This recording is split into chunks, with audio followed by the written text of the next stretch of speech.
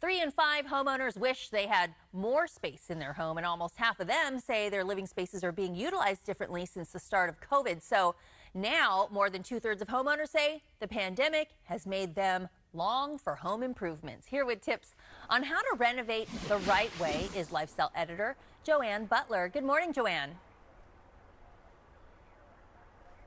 Good morning. Thanks for having me. So they took this survey to kind of get homeowners' opinions about renovating, how they feel about their living spaces. Talk about some of the things that this survey discovered.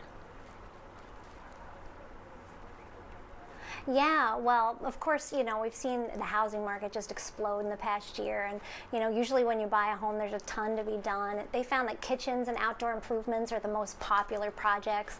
The average anticipated spending on a project is around 11 grand. So you really have to first consider what projects you want to prioritize and really figure out what you can afford and how you're going to pay for it all. The survey found that 66% of homeowners plan to use some amount of their savings, but that can make people nervous, especially in this economy, and especially if they're tapping into an emergency fund. Another 30% will use a credit card, but unless you pay those off quickly, you may end up paying really high interest rates over a long repayment timeline, which can make projects just a lot more expensive than they need to be. So it's critical to have a smart financial strategy. Really consider your options. If you have good credit, you should consider a home improvement loan like LightStream. It could save you thousands in interest payments compared to charging costs on a credit card.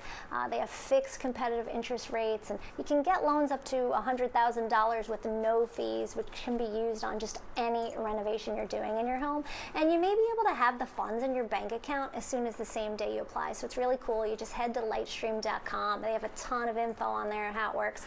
I like them too because they care about the environment. They plant a tree through American forests every time they fund a loan, and they've planted more than 1 million trees. So it's another reason I tout this company. And they did this survey actually.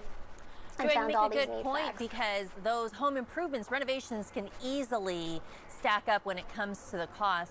What other advice do you have if people are considering renovating, like their bathroom or their kitchen, like you said, are some of the most popular places to renovate? Yeah, for sure. Well, there's a backlog on supplies and appliances right now due to the high demand and supply chain issues. So definitely give yourself time when you're planning a project. Get references before hiring a contractor. It sounds simple, but it's not. Also, before you start any project, always ask your contractor for a contract that includes all the costs, all the deliverables, a really concrete timeline, and ask about permit process details. Also crucial, make sure your contractor is licensed and carries the right insurance. You really need to be able to hold them accountable every single step of the way. It's really important. This is great advice, Joanne. I guess once you have your plan, you have the finances, then you need to just pack a little bit of patience, because it may take a little time to get all those renovations done.